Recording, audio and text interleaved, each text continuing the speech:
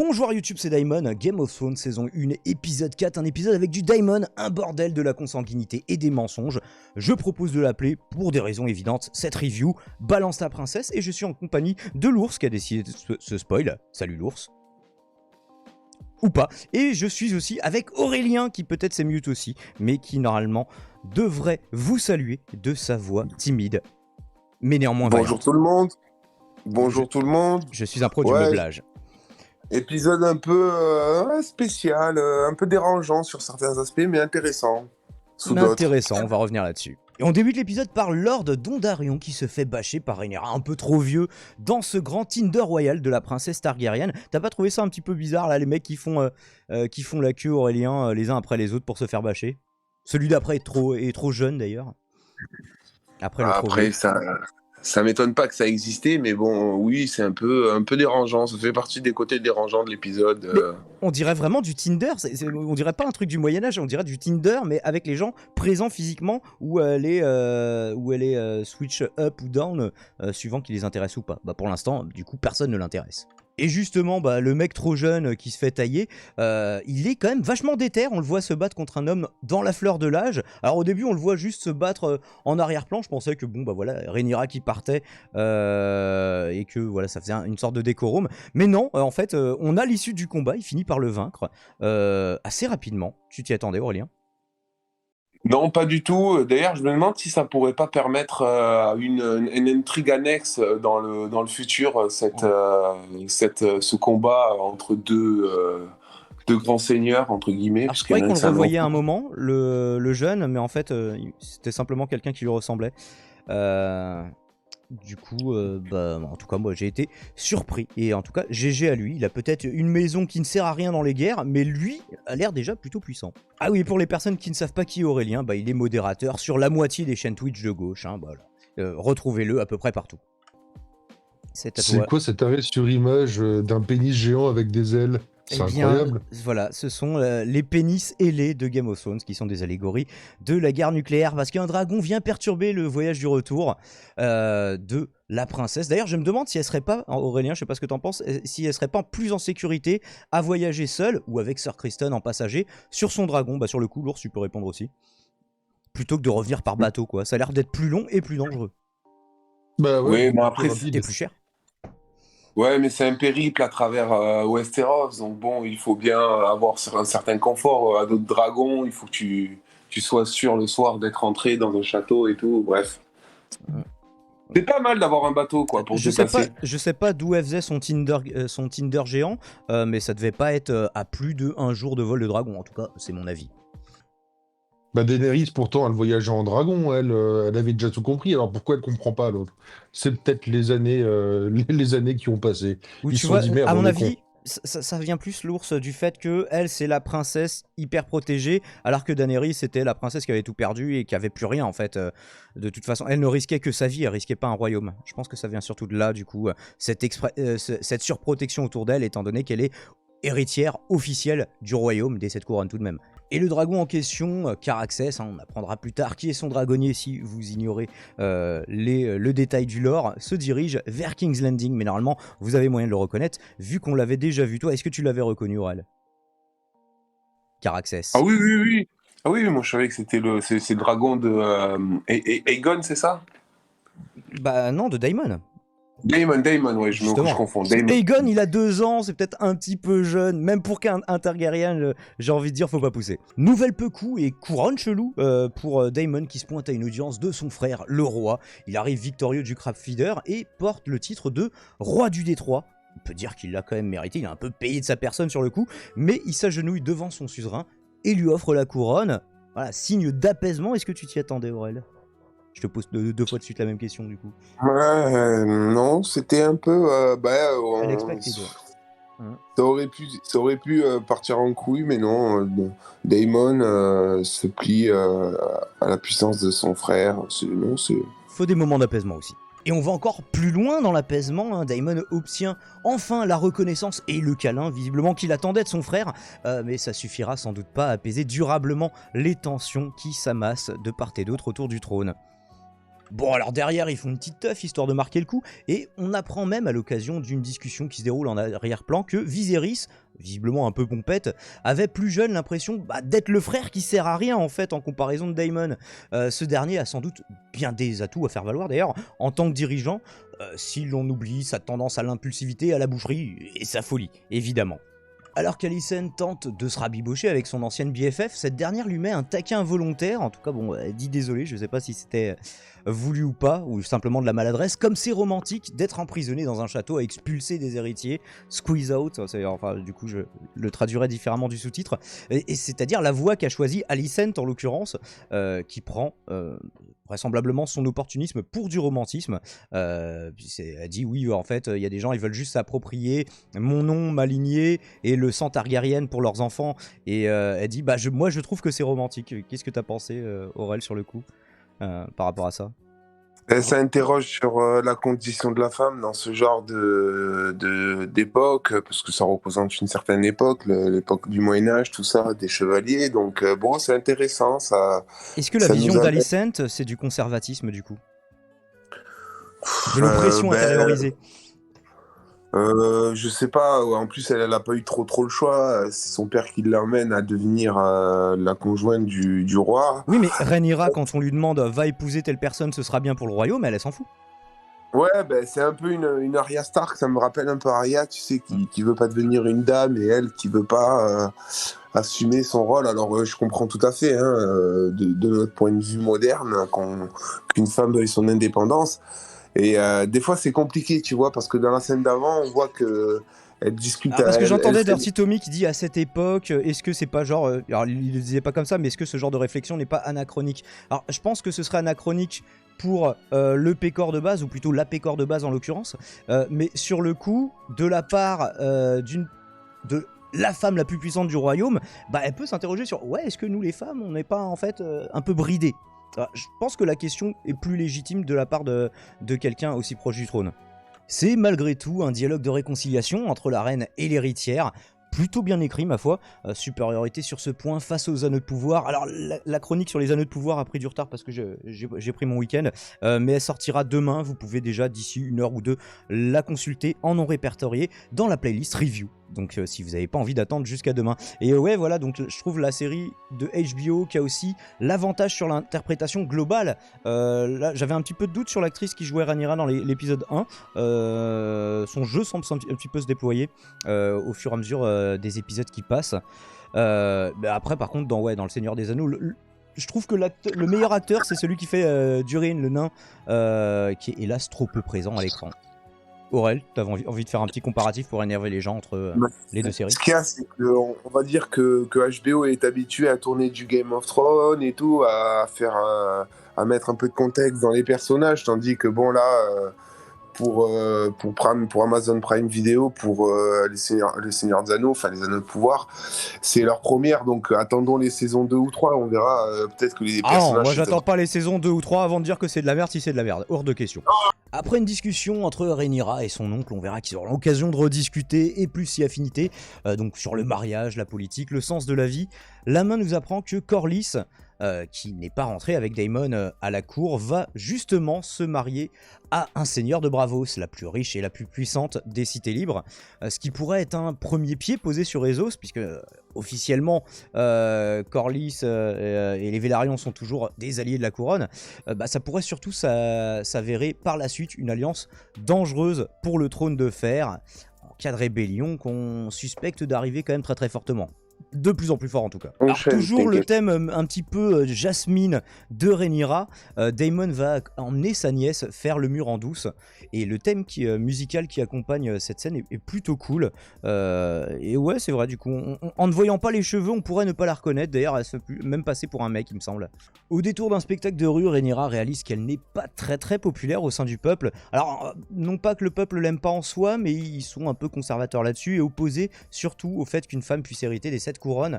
Daemon lui explique qu'il préfère Aegon à Rhaenyra ou à lui-même. Alors je me suis demandé à ce moment-là quelle est la strat. Est-ce que c'est ouais on est un petit peu dans le même bateau, les gens nous aiment pas, pourtant c'est nous qui mériterions d'hériter, etc. Je vous avoue qu'à l'issue de l'épisode je m'interroge toujours. Alors j'étais, pour des raisons assez évidentes, obligé de vous censurer la scène, mais Daemon en met ensuite sa nièce au bordel, parce que quoi de plus normal pour une petite escapade familiale que de faire un tour dans une maison de plaisir? Je vous pose la question, comment vous occupez vos dimanches en famille? La notion d'intimité familiale étant justement un peu particulière chez les Targaryen, on voit oncle et nièce se pécho. Est-ce que le plan de Daemon, c'est de mettre Rhaenyra enceinte? On a vu encore plus chelou chez les dragonniers blondinets. Donc je me suis permis de poser la question, et ça reviendra plus tard dans l'épisode. Aurélien, est-ce que tu t'es fait un petit facepalm? Mais voilà, mais c'était sûr en fait. C'est vrai qu'à ce moment-là, de la part de Rhaenyra, qui semble pas subir le truc, c'est complètement absurde. Ben, c'est vrai qu'on le voyait un peu, qu'il pouvait y avoir un truc en connaissant l'histoire Targaryen et tout dans Game of Thrones. On Ouais, mais en espérait que ça arrive connaissant pas. l'histoire de l'oncle et de la nièce, c'est la dernière fois qu'ils se sont vus, l'ambiance était plutôt froide entre eux. Donc pourquoi ce pécho? Ah, mais ben, C'est ça si qu'il tu faut se méfier de lui.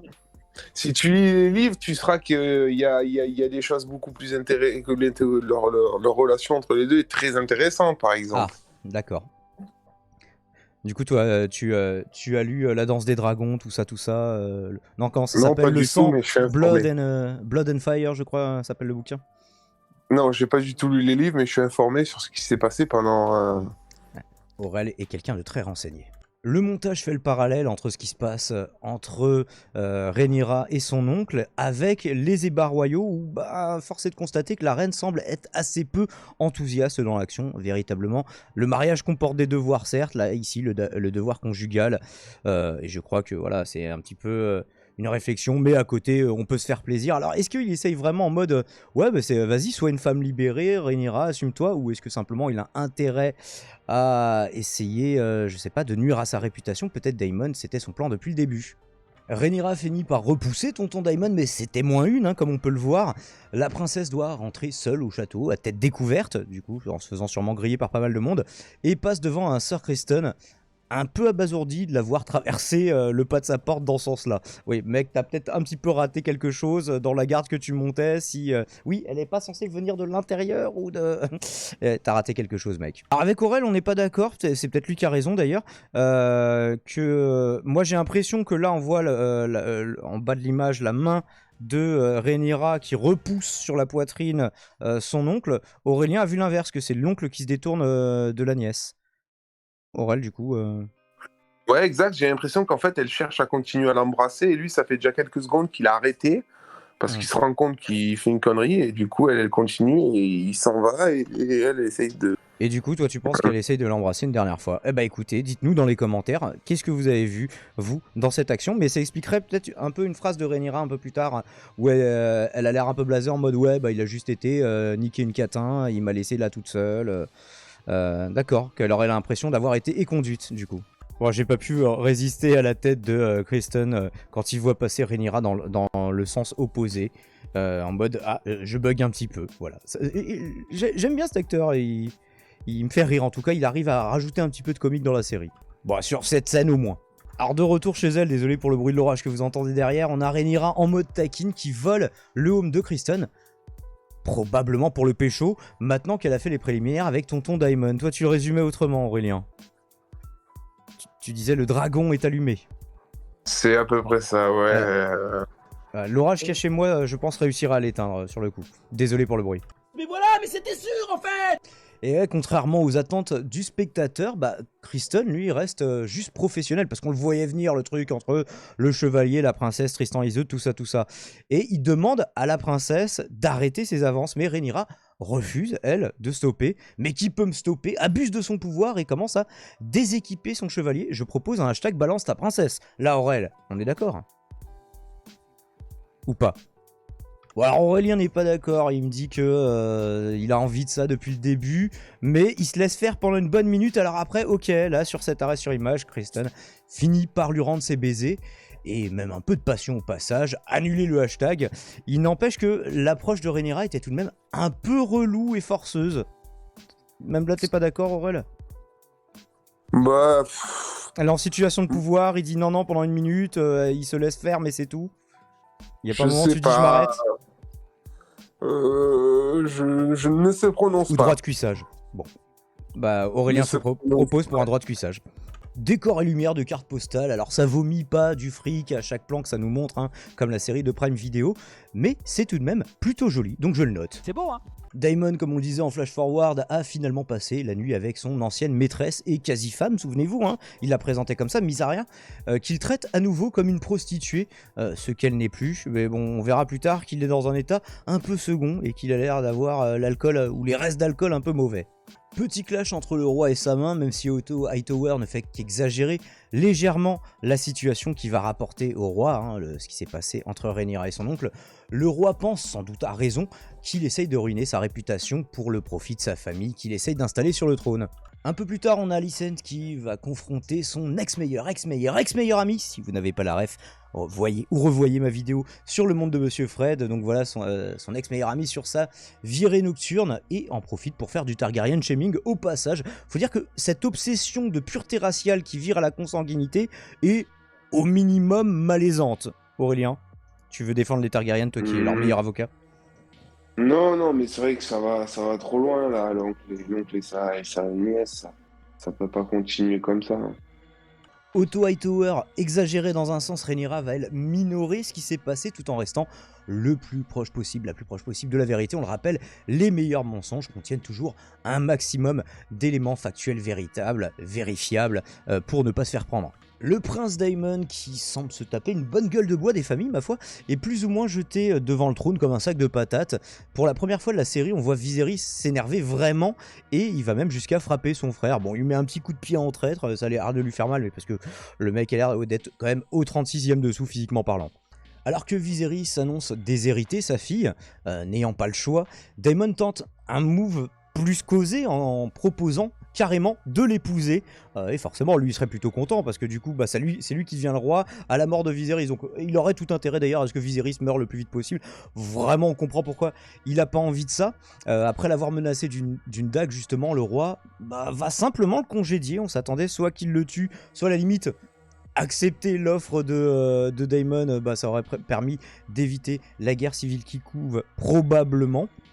Alors l'indécision fait 3, je suis pas sûr qu'il mesure justement les conséquences possibles sur le royaume. Toi Aurélien, tu penses que quel était le meilleur move là pour Viserys quand il apprend ça? Si t'as un avis sur la question. Moi je soutiendrais ça, moi je serais comme Viserys, je soutiendrais la fille. Je trouve que menacer de la déshérité, c'est un peu rapide en besogne, quoi. Du coup il la soutient pas. Un peu s'amuser. Oui mais s'amuser avec son cléon, c'est différent. Ah ouais, c'est chaud là ce qu'elle fait. Ouais, non, c'est clair. Après, c'est vrai qu'on a vu des rois Targaryen, Aegon le Conquérant, il dit un peu plus loin, lui il a pris une deuxième femme et c'était sa sœur, et alors du coup je peux prendre ma nièce, c'est bon, comment ça se passe? Ça se passe pas là globalement.